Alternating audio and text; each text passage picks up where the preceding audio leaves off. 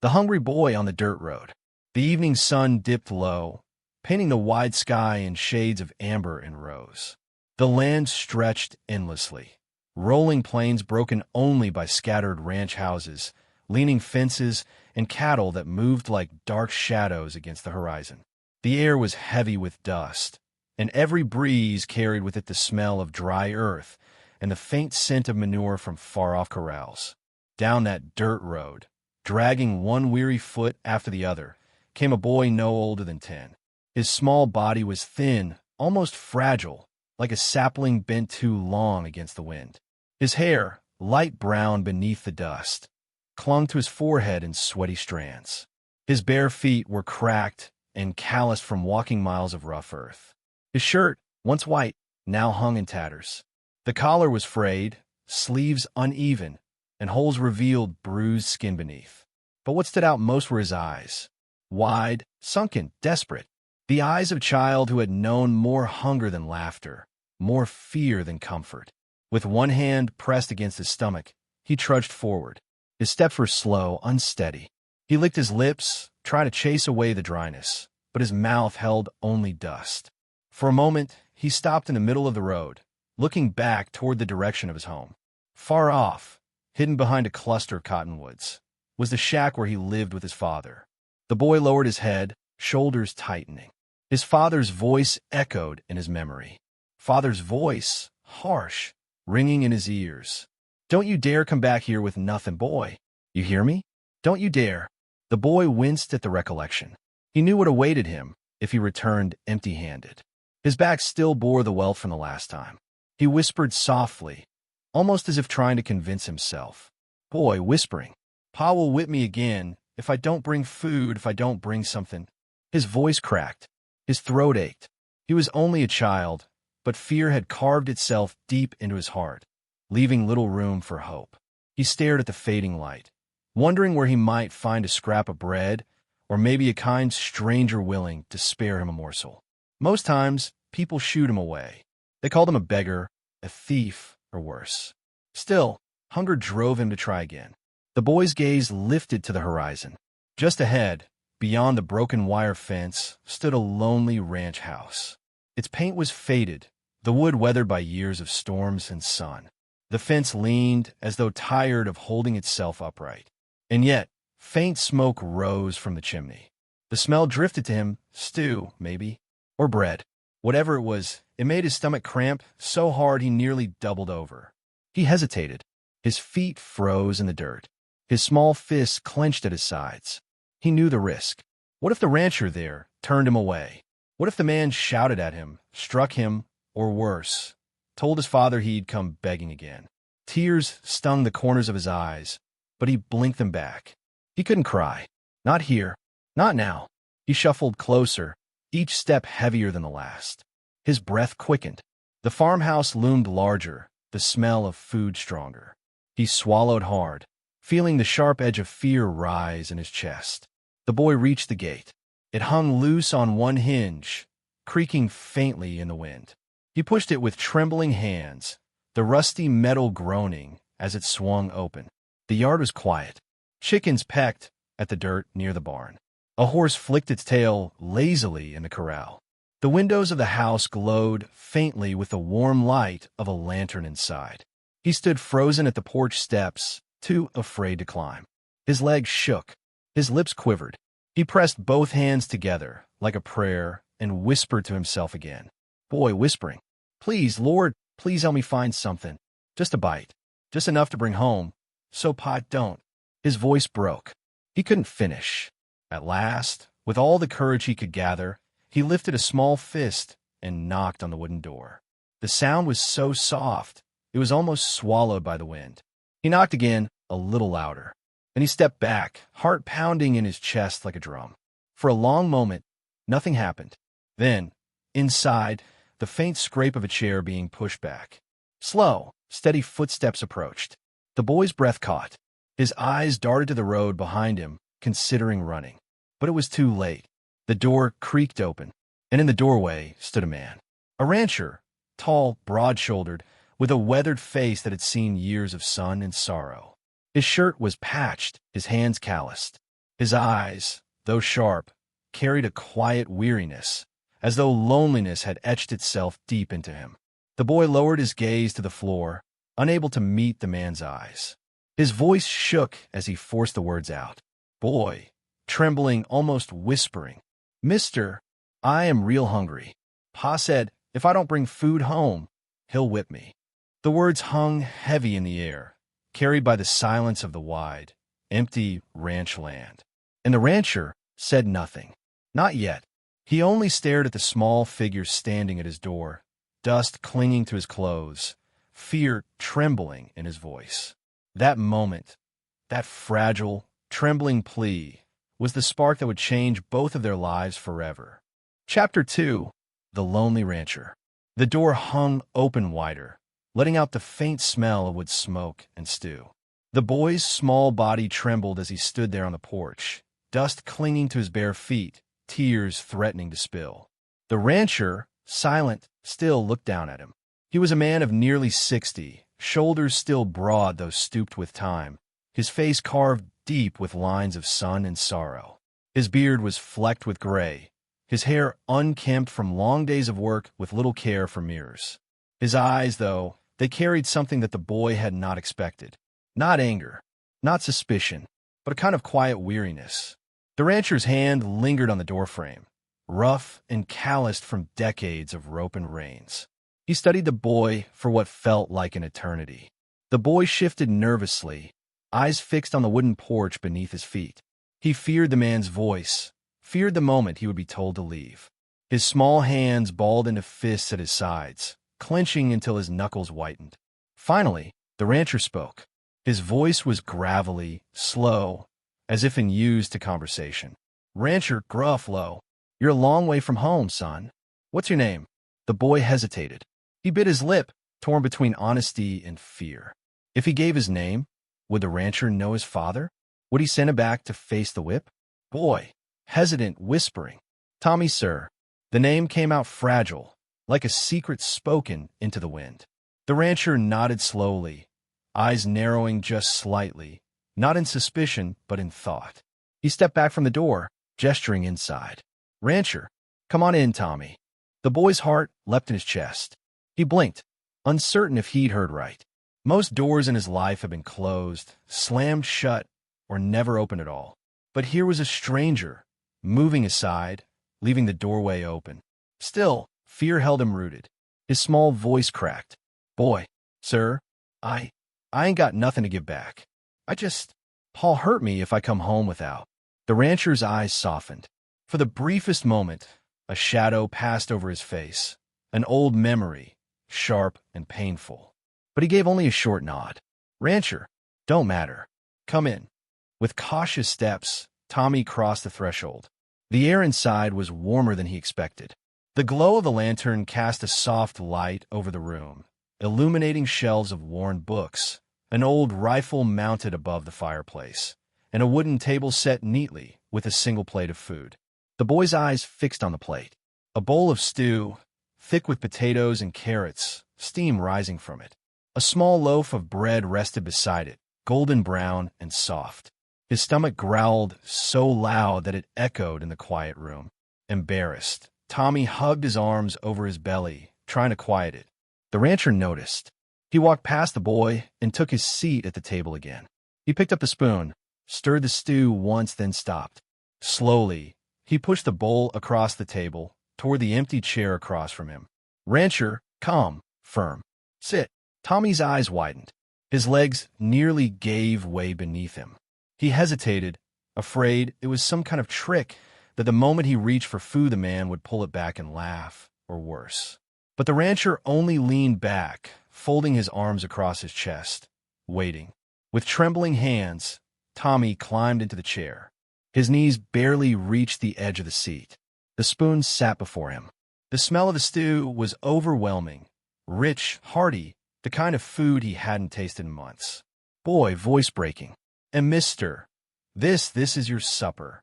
The rancher's gaze held steady, unreadable, but his voice softened just slightly.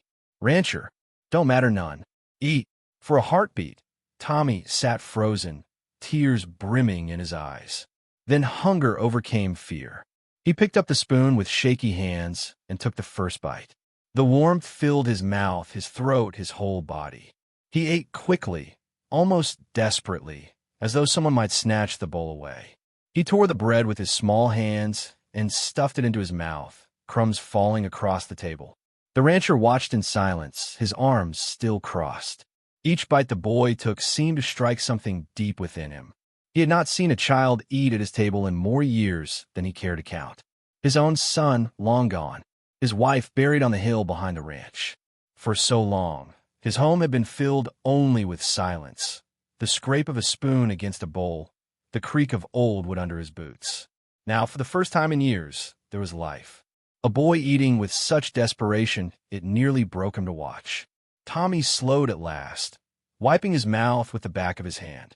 He glanced up, meeting the rancher's eyes for the first time. Shame flickered across his small face. Boy softly, "Thank you, sir. I ain't had a meal like that in a long time." The rancher gave a short nod. He did not smile. He hadn't smiled in years, but something in his gaze shifted. A gentleness, almost hidden, like a spark in a bed of ashes. "Rancher, no thanks needed, son. Just eat when you're hungry. That's how it ought to be." Tommy looked down at the empty bowl, his thin hands clutching the edge of the table. For a moment, he thought about the road back home, about the anger that would be waiting for him. His lip trembled. The rancher noticed. He leaned forward, his voice low. "Rancher, tell me the truth, boy. What's waiting for you at home?" Tommy's throat tightened. His eyes darted to the floor. He wanted to speak, to spill the truth about the belt, the fists, the empty cupboards, the loneliness. But fear closed his mouth. His voice shook as he forced out only part of it. Boy whispering, "If I don't bring something back, Paul whip me again." The words hit the rancher harder than he expected. He sat back slowly, silence filling the room again. His weathered face grew darker, his jaw clenched. For a long while, neither spoke. The only sound was the crackle of firewood in the hearth, the faint creak of the house settling in the night. But inside the rancher's heart, something had shifted. Chapter 3. The Shared Meal. The fire in the hearth crackled softly, throwing golden light across the wooden walls. Shadows danced across the shelves, across the rifle above the fireplace, across the weary face of the man who sat watching the boy eat. Tommy's spoon scraped the bottom of the bowl. He ate quickly, each bite vanishing before the stew had time to cool on the spoon. The bread was gone in minutes, torn to crumbs, every last piece devoured. At last, he set the spoon down with shaking hands, his chest rising and falling as though he'd run a long distance. The boy lowered his gaze, cheeks flushed with shame. He wiped at his mouth with the back of his hand. He had eaten too fast, too greedy, like a starving animal. He dared not look at the rancher. But the rancher didn't speak. He only leaned back in his chair, arms still crossed, eyes steady. He wasn't angry. He wasn't surprised. If anything, the sight of the boy's hunger made his chest ache. Finally, Tommy whispered, his voice small, afraid. Boy softly, "I'm sorry, sir. I didn't mean to eat it all." The rancher's brows furrowed. His voice, though rough, held no anger. "Rancher, don't be sorry for eating, son. That's what food's for." The boy's eyes flicked up for the briefest moment, then back down to the table. He swallowed hard, unsure if he believed the words. The rancher reached for the pot, still sitting on the stove. He ladled more stew into the bowl and slid it back toward the boy. "Rancher, firm, quiet. Go on. There's plenty." Tommy's eyes widened. He shook his head quickly. "Boy, no, sir, you ain't eaten yet. It ain't fair." The rancher gave a short grunt, almost a laugh, though it was bitter. "Rancher, fair? Life don't hand out fair, son. You eat what you need." Tommy hesitated, torn between hunger and guilt. Slowly, he picked up the spoon again. But this time he ate slower, smaller bites, his eyes darting up now and then to study the man across from him. The rancher finally pulled the breadboard closer, broke off a piece of the crusty loaf, and chewed thoughtfully. The silence between them wasn't empty anymore. It was filled with something unspoken, a strange kind of understanding. For the first time in months, maybe years, Tommy felt safe enough to breathe. He glanced around the rancher's home as he ate. The room was plain but neat. A quilt draped over the back of a chair. A lantern on the shelf. A row of boots by the door, worn but polished. And above the fireplace, tucked in a simple wooden frame, was a faded photograph. A woman, smiling softly, holding the hand of a young boy no older than 6. The edges of the photo were worn, the glass cracked, but the love in it was clear.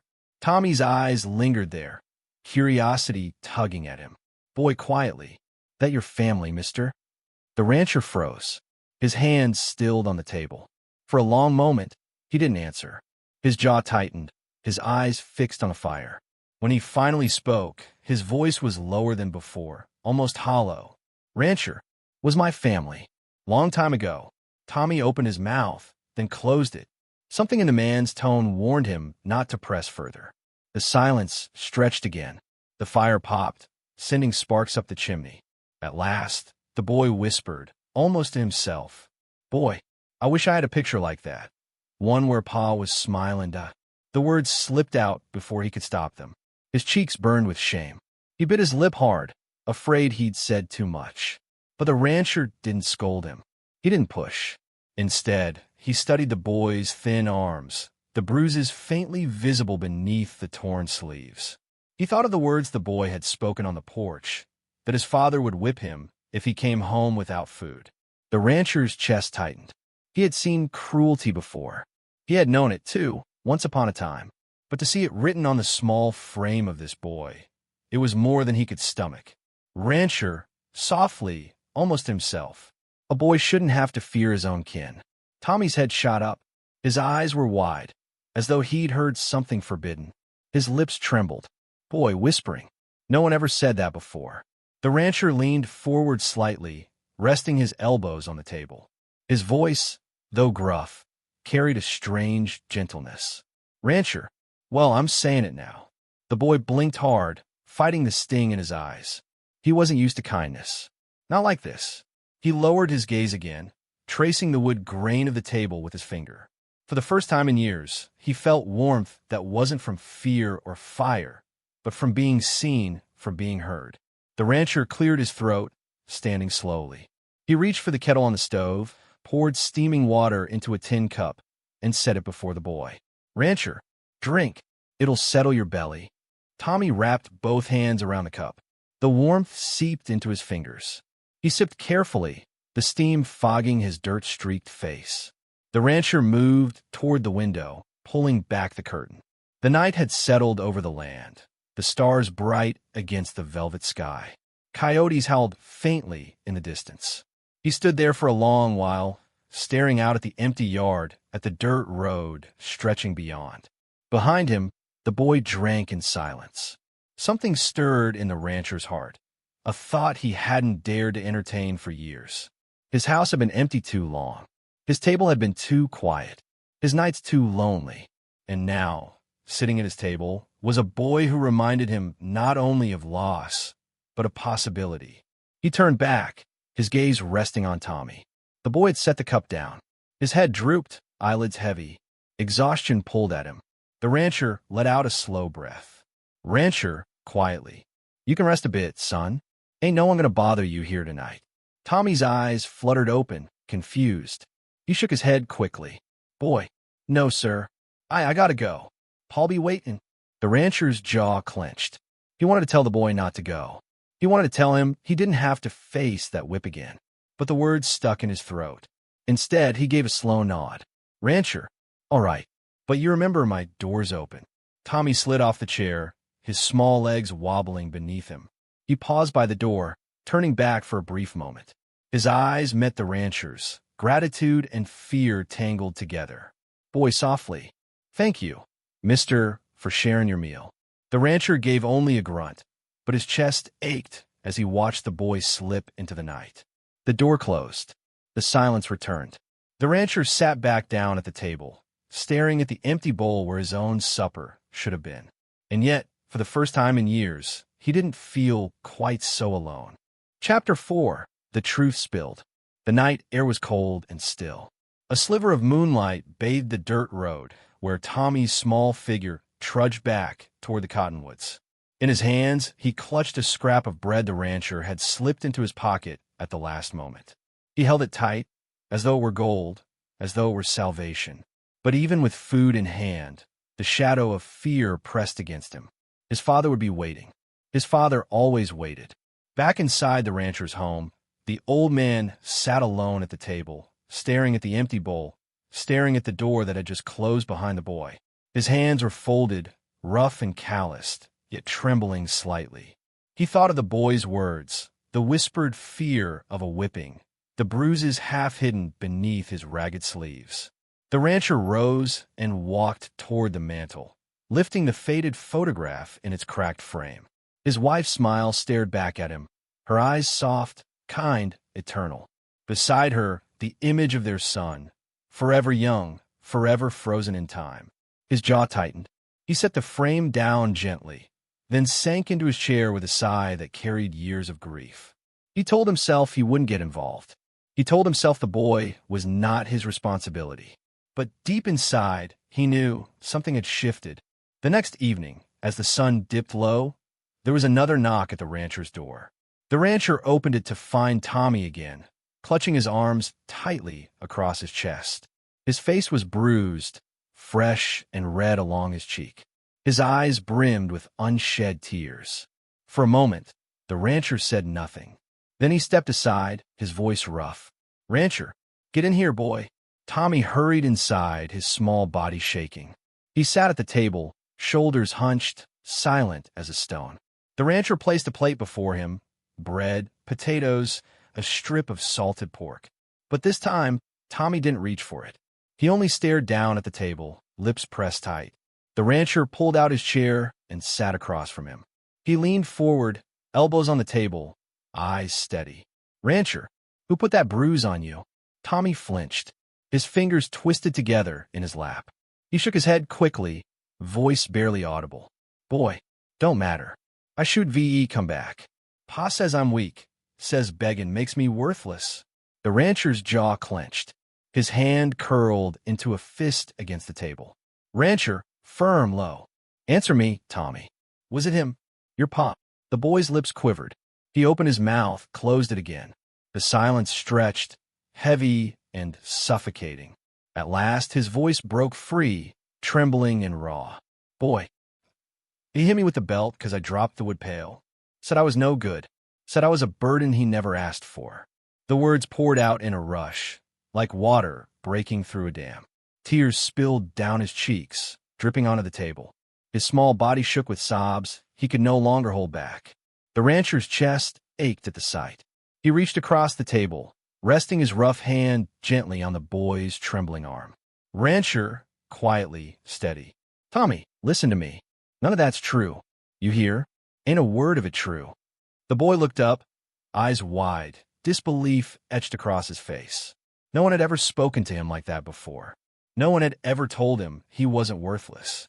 "Boy," choking. But if I don't do what he says, if I don't bring food, he'll whip me till I can't stand. And I can't." His words dissolved into sobs. The rancher stood, pulled his chair around, and knelt beside him. His voice, though rough with years of loneliness, was gentle now. "Rancher, you shouldn't have to live in fear of your own father. A boy's supposed to be cared for, taught, guided, not beaten like a mule." Tommy's tears slowed. He blinked at the rancher, trying to believe the words, trying to imagine a world where they were true. The rancher studied him a long moment, then nodded toward the plate. "Rancher, eat, son. Fill your belly. You're safe here." Tommy sniffled, wiped his face with his sleeve, and finally reached for the bread. His hand still shook, but the food steadied him. Bite after bite, his sobs softened, replaced by silence, then by small breaths of relief. The rancher remained at his side until the boy finished. When the plate was empty, Tommy leaned back in the chair, exhaustion heavy on his young face. His eyes drooped, but fear flickered there still. Boy whispering, "If Pa finds out I came here again, he'll—" He couldn't finish the sentence.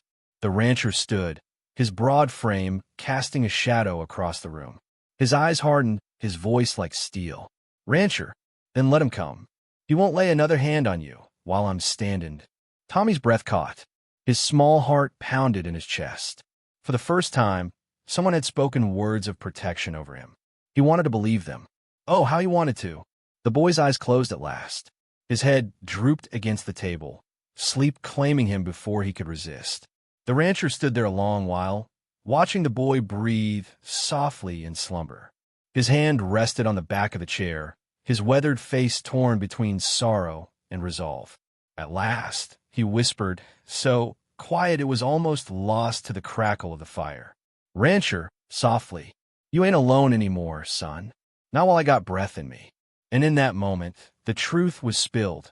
Not just the boy's truth, but the rancher's too. He could not, would not, turn away. Chapter 5. The Bond Grows. The morning sun rose slow over the prairie, painting the land in gold. Dew clung to the grass, shimmering like a field of stars scattered across the earth. The rancher, Elias, though few called him by name anymore, stood on his porch with a steaming cup of coffee. His eyes wandered to the small figure sitting on the steps below. Tommy was rubbing sleep from his eyes, hair a tangled mess, but there was a softness to him now. For the first time in years, perhaps, the boy had slept without waking in fear. Elias sipped his coffee, then spoke in that rough, gravelly voice of his. "Elias, ain't no use sitting idle all day. If you're staying here a spell, you best earn your keep." Tommy's eyes widened, alarm flashing across his face. "Tommy, quickly. I can work. I'll chop wood, fetch water, do anything you ask. Just don't send me back, mister, please." Elias frowned, shaking his head. "Elias, slow down, boy. I ain't sending you anywhere. But a ranch runs on hands, no matter how small. You help out, you eat. That's the way of things." Tommy blinked, then nodded fiercely, relief mingling with determination. And so their days began to find a rhythm. At first, Tommy was clumsy. His small arms struggled with the bucket at the well. He tripped over loose boards in the barn, dropped tools, spooked the chickens. Elias would grunt and shake his head, muttering under his breath. But never once did the rancher raise his voice. Never once did he lift a hand in anger. And that, more than anything, astonished the boy. One afternoon, after Tommy spilled half a pail of water onto the porch, he froze, eyes wide, body braced for a strike that never came. Elias simply took the bucket from his shaking hands, set it down, and pressed a callous palm against the boy's shoulder. "Elias, quiet, steady. Easy now. Water ain't going anywhere. Try again." Tommy stared at him, confusion and disbelief mixing in his gaze. His lip trembled, but this time he smiled. Just a small, crooked smile, but it was there. Days turned into weeks. Tommy learned how to brush down the horses, how to mend a fence with baling wire, how to gather eggs without getting pecked. He ran across the pastures with a stick in hand, chasing chickens while Elias leaned against the fence and shook his head with a hidden grin. At night, they'd sit by the fire. Elias would carve small wooden animals from scraps of pine while Tommy watched wide-eyed. Tommy whispering, "How'd you make 'em look so real?" Elias, "Patience, and listening to the wood. Everything's got a voice if you pay attention." He handed the boy a tiny horse he'd carved, its legs uneven, but its spirit captured in the grain. Tommy clutched it like treasure, his eyes shining. It was in these quiet, ordinary moments that trust took root, slowly, stubbornly, like wildflowers pushing through stone. But the world beyond the ranch was not blind. In town, whispers began. Folks noticed the rancher had a boy trailing after him when he came in for supplies. They noticed the way Elias bought extra flour, extra beans, extra cloth. At the general store, Mrs. Calloway leaned over the counter, her voice sharp with curiosity. "Mrs. Calloway, well, Elias, seems you got yourself company. Don't recall you ever talking to children. Who's the boy?" Elias grunted, shifting the sack of flour onto his shoulder. Elias flatly, "He's helping on the ranch. That's all." But Mrs. Calloway wasn't satisfied. She narrowed her eyes, lips pursed. "Mrs. Calloway, looks an awful lot like Tommy Haskins. Folks say his daddy's been riding him hard. You best be careful, Elias. Ain't your kin." Elias said nothing more. He turned and walked out, his long stride cutting short any further talk. But the whispers followed him all the way back to the ranch. That evening, Elias sat on the porch, pipe in hand, staring out at the fading horizon. Tommy sat beside him, clutching the carved horse, kicking his heels against the step. After a long silence, the boy spoke. Tommy, hesitant. People in town, they don't like me, do they? Elias turned his head, studying him. Elias, ain't about Lee Keen. Folks like to wag their tongues, that's all. You don't pay no mind to it. Tommy looked down, his voice dropping to a whisper. Tommy, Pa says I ain't worth nothing. Says folks would be glad if I was gone. The rancher's chest tightened, anger simmering low in his gut. He reached out, placing a heavy, reassuring hand on the boy's small shoulder. Elias, firm, steady. Don't you ever believe that, Tommy. A man's worth ain't measured by another's cruelty. You're worth more in your Paul ever see. The boy's throat worked as he swallowed hard. For the first time, he leaned against Elias's side, small and tentative, but seeking warmth. The rancher didn't move away. He simply sat there, pipe smoke curling into the twilight, his presence a shield. Yet even as their bond grew, shadows lengthened. Tommy's father had begun to notice his son's absences. Rumors reached his ears, rumors of the boy spending time with the old rancher out by the cottonwoods. And a storm, long brewing, was on its way. Chapter 6, The Confrontation. The sky was heavy that evening, swollen with storm clouds that gathered on the horizon. The air smelled of dust and rain, sharp and unsettled, like the world itself was holding its breath. Elias sat at the kitchen table, sharpening his old hunting knife by the light of the oil lamp. The steady scrape of steel against stone filled the silence. Across the room, Tommy crouched near the fire, carving lines into a scrap of wood with a dull little blade Elias had given him. It was a quiet, ordinary evening, until it wasn't. A sudden pounding rattled the front door, 3 heavy blows that shook the walls. Tommy froze. The little blade clattered from his hands, his face draining of color. His breath came fast and shallow. Tommy, whispering, terrified. It's him. Elias set the knife down, slow and deliberate. He rose from his chair, broad shoulders casting a shadow across the room. His face hardened into stone. The pounding came again, louder this time, followed by a voice, slurred with drink, sharp with fury. Father, bellowing. Open up, Elias. I know he's in there. Boy thinks he can run from his own blood. You best send him out for I tear that door down. Tommy scrambled back from the fire, pressing himself into the corner, eyes wide with terror. His small hands clutched the carved horse Elias had given him, as though it could shield him. Elias stepped to the door, his boots heavy against the wooden floor. He lifted the latch, swung the door open, and faced the man standing there. Tommy's father, Jed Haskins, was tall, broad, his face red with drink, his belt hanging loose from his hand. His eyes burned with drunken rage. Elias, low, steady. Evening, Jed. Jed, snarling. Don't you evening me. Where's the boy? Where's my son? Elias's eyes narrowed. He didn't move aside. Elias, he's here, and he's safe. That's more'n I can say when he's with you. Jed's lip curled. He lifted the belt in his fist, snapping it through the air with a sharp crack. Tommy whimpered from the corner. Jed shouting, safe? That boy's mine. Mine to raise. Mine to whip if you don't listen. Ain't none of your business what I do in my own house. Elias stepped forward, his frame filling the doorway. His voice was calm, but it cut like iron. Elias, you're wrong, Jed. The minute you laid a hand on him out of cruelty, the minute you starved him, beat him till he bled, you stopped being a father. You lost that right. Jed's face twisted, veins bulging at his neck. Jed, you got no claim to him, Elias. You're just a bitter old man sitting on a dead ranch. Hand him over, or by God, I'll... Elias moved then, quick as a striking snake. His hand shot out, seizing the belt mid-swing. He yanked it from Jed's grasp and flung it to the dirt outside. His voice thundered, shaking the walls. Elias, roaring, you'll do nothing. Jed staggered back a step, shocked at the force behind the old man's words. Inside, Tommy's breath came in gasps.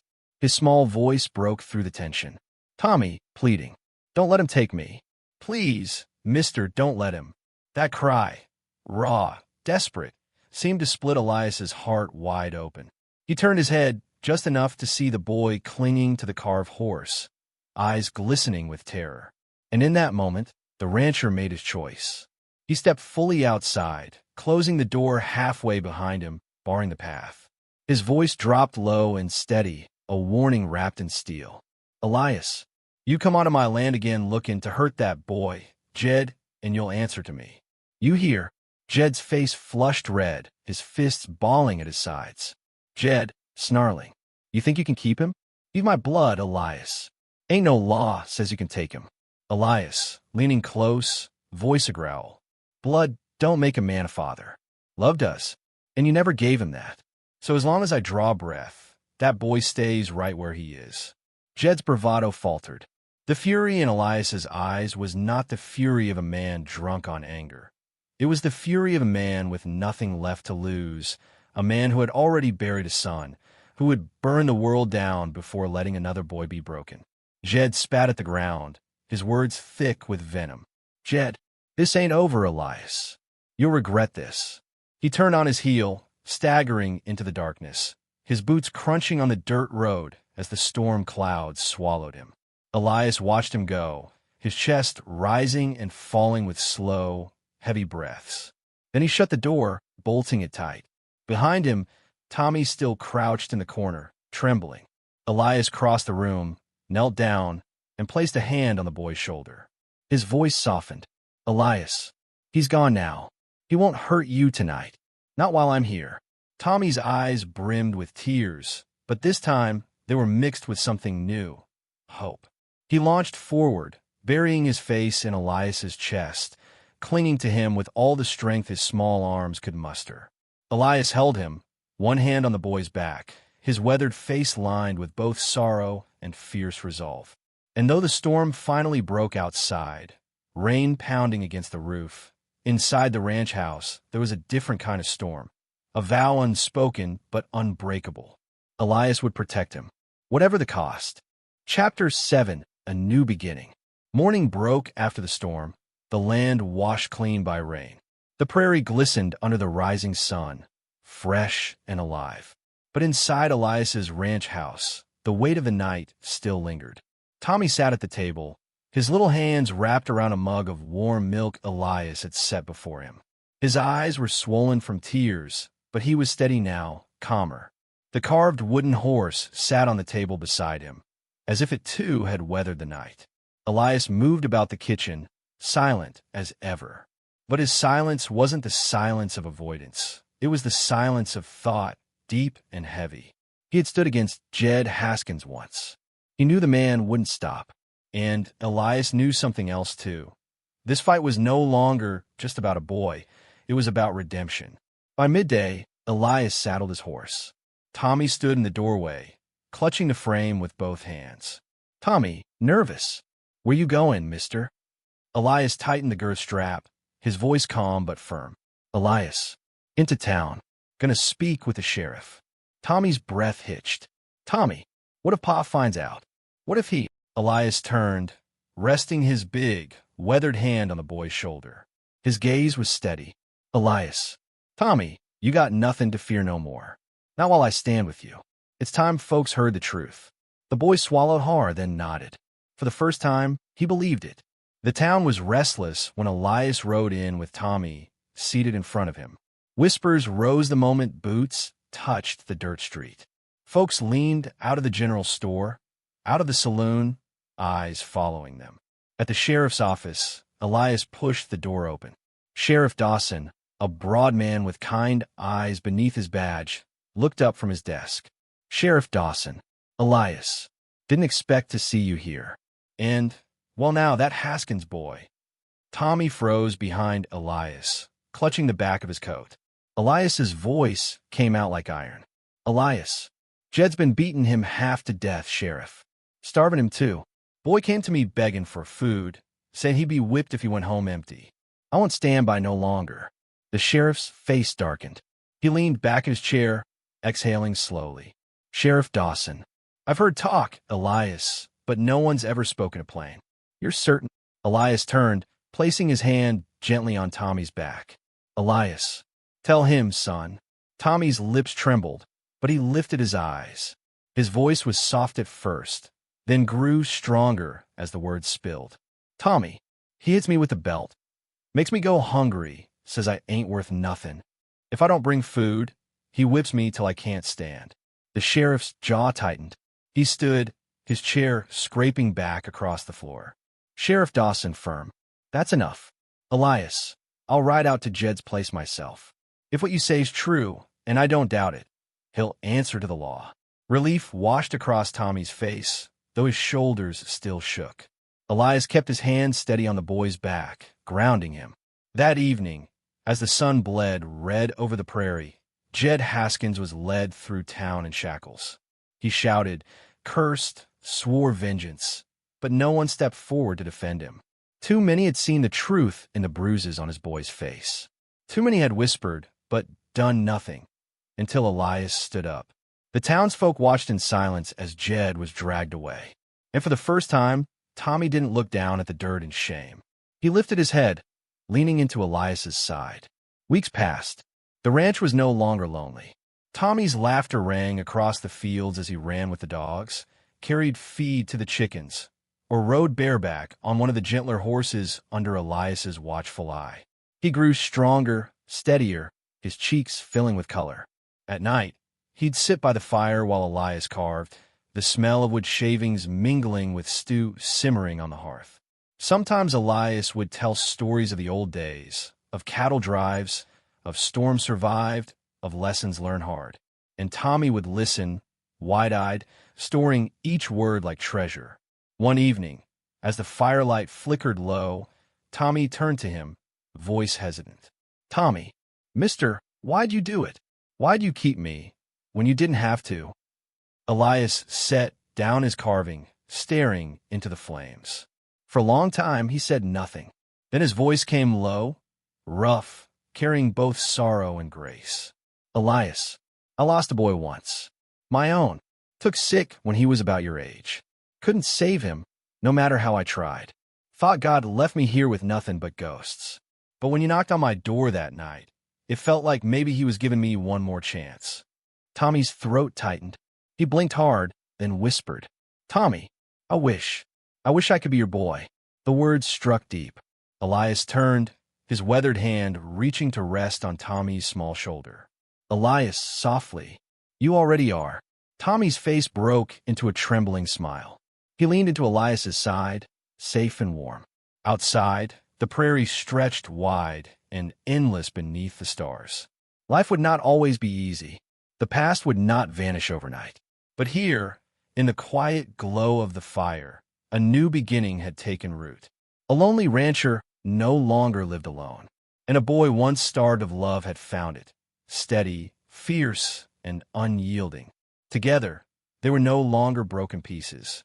Together, they were whole.